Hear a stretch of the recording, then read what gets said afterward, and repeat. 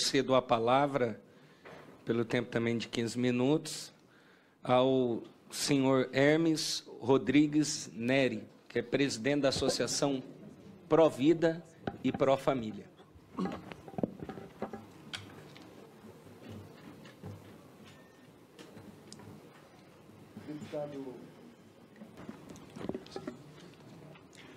Deputado Diego Garcia, no começo eu tinha dito que eu estava fazendo alguns ajustes aqui na minha fala.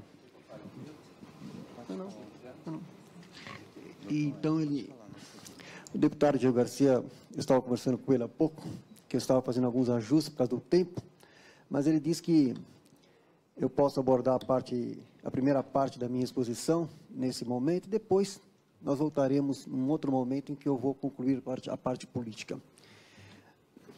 Excelentíssimo senhor deputado Diego Garcia, demais deputados parlamentares aqui presentes, Eduardo Bolsonaro, deputado Eros Biondini, diretores da Associação Nacional Pró-Vida e Pró-Família, vice-presidente Dr. Paulo Fernando, segunda vice-presidente doutora Lenise Garcia, querido amigo João Carlos, queridos amigos Suzy, Marco e Padre Pedro, que também é diretor da associação. Cumprimento os demais presentes que aqui estiveram, que aqui estão presentes. Caríssimos amigos, retornamos a esta Casa Legislativa às vésperas da votação da ação direta de inconstitucionalidade, a DI 5581, no Supremo Tribunal Federal, cuja relatora é a presidente do STF, ministra Carmen Lúcia. Requeremos a participação da Associação Nacional Pró-Vida e Pró-Família como amicus curiae, ao que encaminhamos à ministra um minucioso estudo elaborado pela Associação Médica dos Católicos de Brasília, esse estudo aqui, assinado pelo doutor Stefano Borges Pedroso, que é defensor público do Distrito Federal, cuja parte que diz respeito aos danos que o aborto provoca à saúde da mulher, quero trazer aqui, nessa audiência pública, nessa primeira parte, brevemente alguns pontos que considero relevantes para reforçar a necessidade que temos hoje em defender a saúde da mulher, vítima da falsa solução do aborto que lhe oferecem, e também a defesa do nascituro, penalizado com a morte, com assassinato cruel, de uma vida humana inocente e indefesa, privada do direito à vida, e causando assim para nós o horror dessa atualização da matança dos inocentes, patrocinada pelo Estado, quando o Estado existe para ser defensor da vida e da família, defensor da primeira e principal instituição humana, defensor da vida em sua fase mais fragilizada, defensor e promotor daquele que mais precisa de acolhida, de amparo, de suporte, de valorização efetiva. Mas o que estamos vendo é o Estado brasileiro sendo instrumentalizado por forças impondo uma agenda de organismos internacionais imbuídos de ideologias inumanas, com a mesma lógica que moveu, na antiguidade, o faraó egípcio e também Herodes, ao ordenarem a matança das criancinhas, para se voltar contra o que temos de mais precioso, o dom da vida. Na raiz de qualquer violência contra o próximo, lembrava o Papa São João Paulo II no Evangelium Vitae, há uma cedência à lógica do maligno, isto é, daquele que foi assassino desde o princípio. Esta conjura contra a vida avança cada vez mais nas expressões de violências e atentados contra a vida. Tudo quanto se opõe à vida, como seja toda espécie de homicídio, genocídio, aborto, eutanásia, suicídio voluntário, tudo que viola a integridade da pessoa humana. Todas essas coisas e outras semelhantes são infamantes. E ao mesmo tempo que corrompem a civilização, desonram mais aqueles que assim procedem do que os que padecem injustamente e ofendem gravemente a honra devida ao Criador. Espezinhada no direito fundamental à vida, é hoje uma grande multidão de seres humanos débeis e indefesos, como são, em particular, as crianças ainda não nascidas. E que direito humano é esse, que é o direito da mulher torturar e matar um ser humano inocente e indefeso dentro de seu próprio ventre? O direito de eliminá-lo com substâncias salinas, succioná-lo, quebrar-lhe os ossos e privá-lo do direito de nascer e ser acolhido como pessoa humana? É, pois, uma perversão de direito humano que se volta contra o ser humano. E muitos profissionais que deveriam ser os primeiros a recusar veementemente tal prática, a recorrer à objeção de consciência diante disso, muitas vezes estão hoje sendo coniventes com essa lógica de morte. A própria medicina, que por vocação se orienta para a defesa e cuidado da vida humana, em alguns dos seus setores vai se prestando, em escala cada vez maior, a realizar tais atos contra a pessoa e, deste modo, deforma o seu rosto, contradiz-se a si mesma e humilha a dignidade de quantos a exercem. Quando os defensores do aborto falam do aborto como questão de saúde pública, quero ressaltar que, por sermos defensores da saúde da mulher, é que queremos evitar os danos à saúde da mulher causados pelo aborto provocado.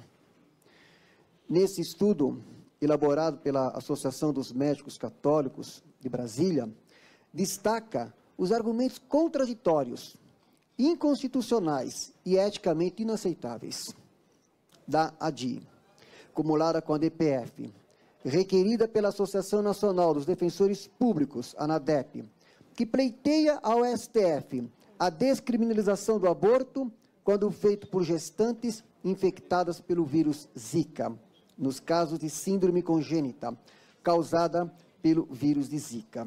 Salientando o objeto e objetivo abortista encapsulado e emaranhado na ADI acumulada de ADPF. Buscando ainda criar mais uma hipótese, sem limitação séria ademais, de aborto juridicamente permitido em nosso ordenamento. A tese da ANADEP padece de graves inconsistências lógicas, ancorando-se em meras suposições ou interpretações enviesadas de achados científicos, chegando inclusive a conclusões e avança pedidos frontalmente repelidos pela sociedade brasileira e absolutamente contrários ao nosso sistema jurídico, constitucional e legal, como já vinha falando agora há pouco o doutor Jacobina sobre isso. E mais, a ANADEP parece não ter considerado a abertura de perigoso precedente no ordenamento jurídico pátrio, a possibilidade de se autorizar aborto quando houver a confirmação ou a mera suspeita de gestação de feto com deficiência. E ainda ressalta no pleito da ANADEP a defesa da introdução de novos meios anticoncepcionais para corroborar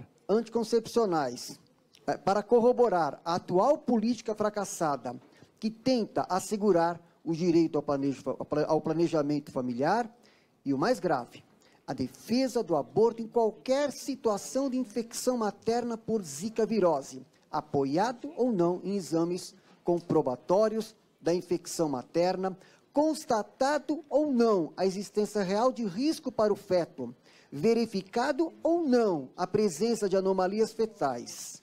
Quanto a esse último tópico, percebe-se uma linha de argumentação que perpassa toda a inicial com o propósito de chegar a uma decisão jurídica favorável ao que eles chamam de interrupção da gravidez, eufemismo, ou seja, ao aborto em linguagem direta. A extensão dessa pretensão vai além da eugenia, alcançando potencialmente milhares de crianças sem nenhuma evidência de anomalias e sem risco de desenvolver anomalias. Conforme os próprios dados do Ministério da Saúde, dentre os casos notificados e os que realmente foram confirmados para microcefalia, confirmações muito reduzidas em relação aos notificados, e muitos ainda sob investigação. O fato é que há muitas interrogações nesse campo, muitas imprecisões e muita instrumentalização da situação vulnerável de mulheres fragilizadas para justificar pretextos que trazem a elas sofrimentos e danos muito maiores. O estudo da Associação Médica de Católicos de Brasília destaca vários questionamentos, que rapidamente elenquei alguns para partilhar aqui com vocês. Os defensores do aborto se favorecem das imprecisões, das generalizações, da falta de conhecimento sobre o assunto, para influir os tomadores de decisão com a mentira, o sensacionalismo, os eufemismos e ambiguidades da linguagem. Na questão objeto dessa audiência pública, cabe afirmar, de modo retumbante, não é verdade que em todas as situações haja relação causal entre o vírus e a síndrome congênita. Não é verdade que todos os acometidos pela epidemia da Zika sejam também afetados pela microcefalia. Dos 9.514 casos notificados, apenas 20% aproximadamente foram confirmados. Isso mostra o quanto podem as imprecisões, o quanto podem ser imprecisos os critérios até agora disponíveis, e pois o quanto pode ser inadequado impor uma dúvida e cobrar de uma mãe ou de uma família a decisão pela eliminação do filho no seu ventre. Não é verdade que todos os conceitos evoluem para a síndrome congênita de Zika. Estudo retrospectivo do surto na Polinésia Francesa, foi aqui referido pela doutora Denise Garcia, estimou por modelos matemáticos que o risco possivelmente situa-se em 1% quando a infecção ocorre no primeiro trimestre da gravidez.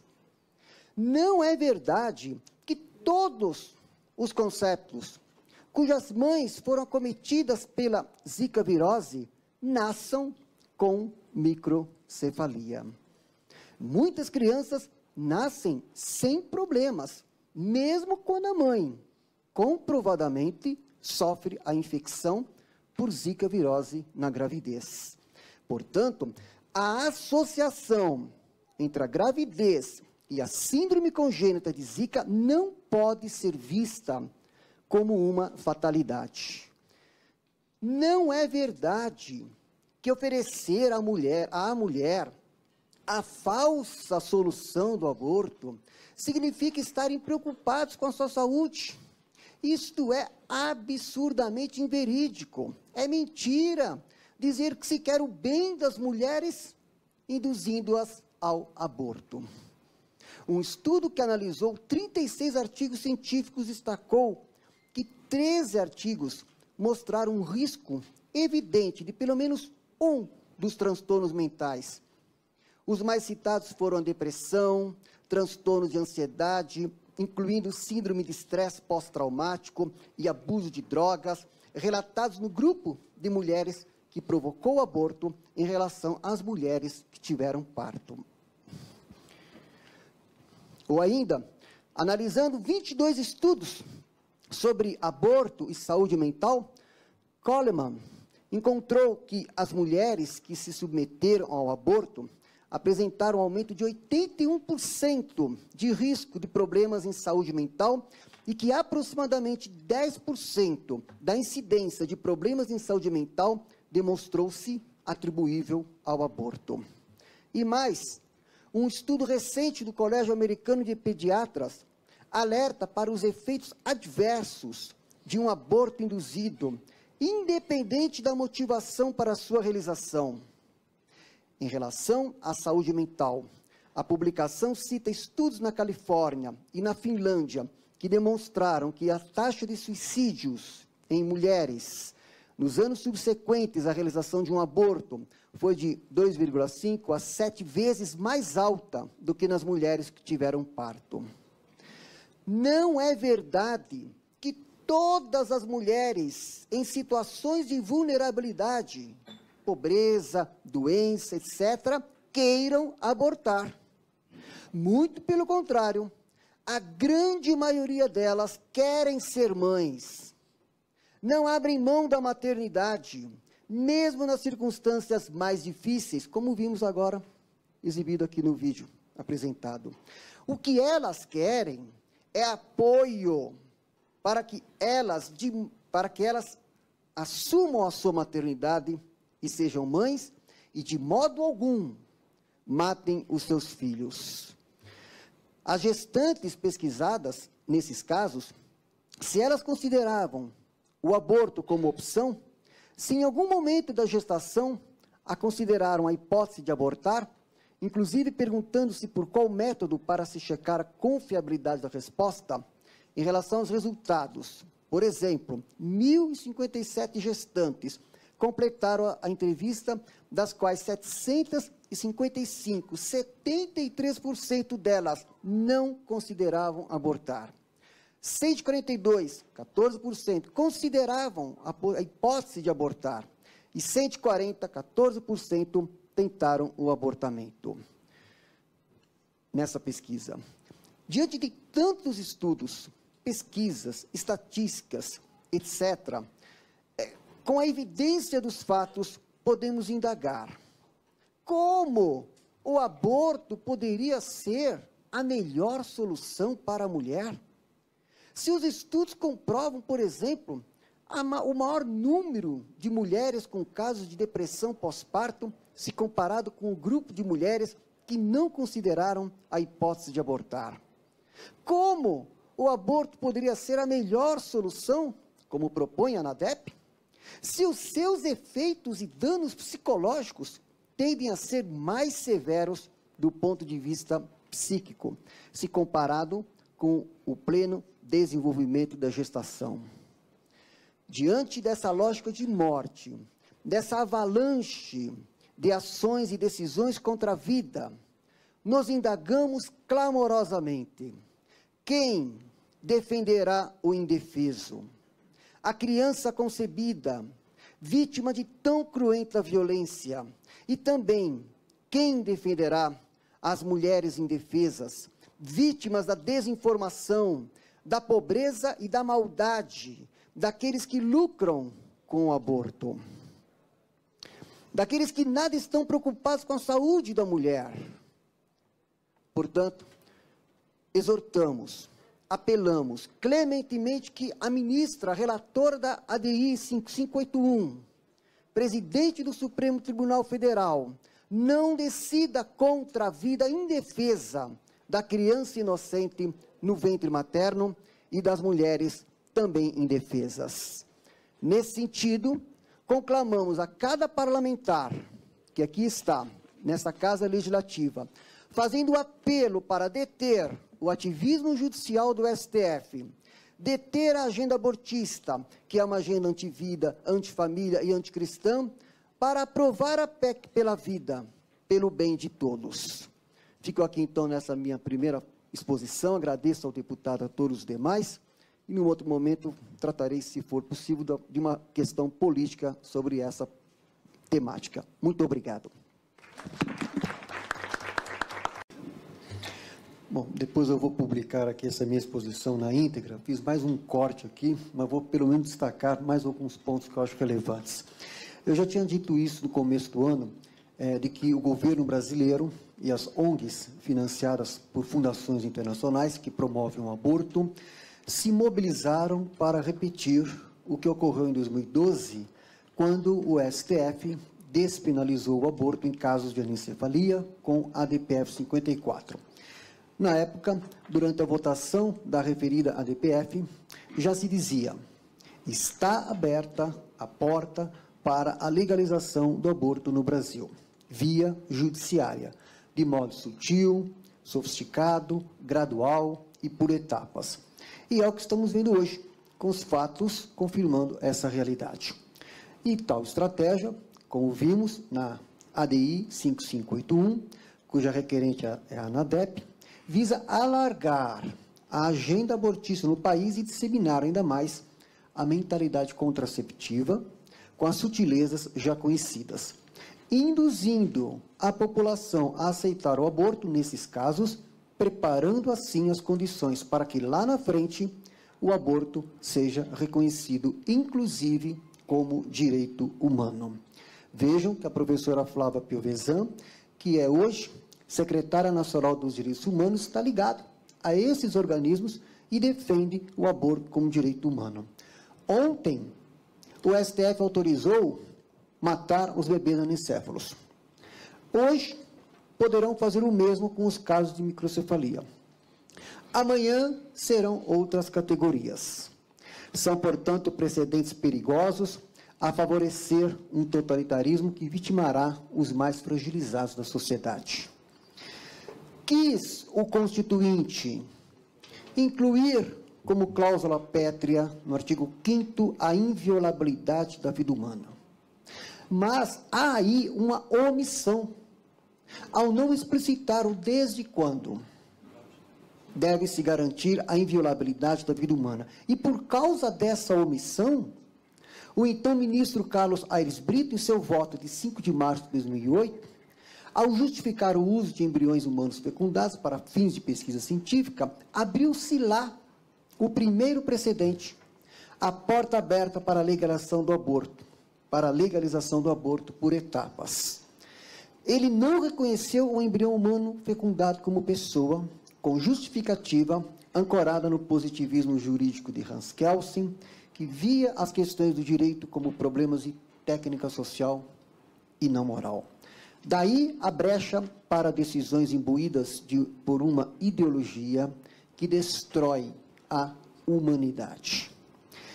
Em seu relatório, ele recorreu ao subterfúgio do argumento jurídico, alegando que a Constituição brasileira, palavras dele, faz, aspas, um silêncio de morte sobre o início da vida, fecha aspas. E diante daquela omissão, só consideraria a proteção constitucional dos direitos da pessoa depois do nascimento, conforme a chamada teoria natalista, e desse modo não assegurou, naquele momento, o direito à vida ao nascituro. A vida passou a valer em parte e não mais por inteiro. O guardião da Constituição Federal foi categórico. Há duas distinções, dois instantes, o insubstituível início de vida e o momento constitutivo da pessoa, que ele não associou no mesmo instante. Passou a existir, então, uma brecha, a não dar proteção jurídica a esse interregno da fecundação ao nascimento, que deixou de contar, após as deliberações do STF, nesse campo da garantia constitucional de proteção da vida, pois, segundo Aires Brito, naquele assombroso voto, aspas, a nossa Magna Carta não diz quando começa a vida humana, fecha aspas. Em seu relatório, o ministro Aires Brito explicitou a atenção de dois posicionamentos divergentes acerca do conceito de pessoa humana. A partir de então, o STF fez a agenda abortista avançar. A partir desse conflito de posições, dessas duas posições aqui colocadas. Tal conflito de posições emblematiza o agudo impasse bioético da atualidade de dimensão salomônica e âmbito mais profundo também adâmica. Um nó górdio que requer solução, mas não com atos intempestivos. Requer a solução legislativa adequada, como quis a voz originária do Constituinte, reconhecendo a proteção da vida humana desde a concepção. E é a essa mesma voz que devemos nos reportar, pois o judiciário é poder constituído e não poder constituinte. Para encerrar, a partir de então, o STF fez a agenda abortista avançar. com seu explícito ativismo judicial. Sem que viesse daqui do Congresso a reação ainda devida, à altura daquela afronta a esta Casa Legislativa. Por isso eu apelo aos deputados que aqui estão, deputado Eros Biondini, deputado Bolsonaro, deputado Diego Garcia. O povo espera a reação devida desta Casa Legislativa, que é poder constituinte, incluindo na Constituição Federal, no artigo 5º, o desde a concepção. O povo espera isto. A reação devida à altura daquela afronta a esta Casa Legislativa, medidas eficazes, capazes de deter o ativismo judicial, seja por um projeto de decreto